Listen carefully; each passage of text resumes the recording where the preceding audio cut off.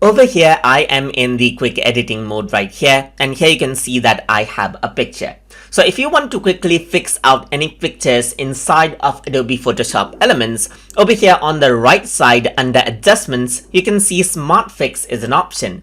If you were to click on this, then here you can see that you can apply different setting levels right here, which may be high or low right here, and it tries to fix out the picture right here. So you can also go around and use auto fixing right here, and then it tries to adjust out the contrast of the picture at its best automatically. We can increase and decrease the level of effect by using the Smart Fix as well. So let me just go around and increase it all the way. And another thing that you can make adjustments to is the exposure, which simply refers to the brightness of a picture right here. So you can go around, make a picture dark, or you can make a picture very bright.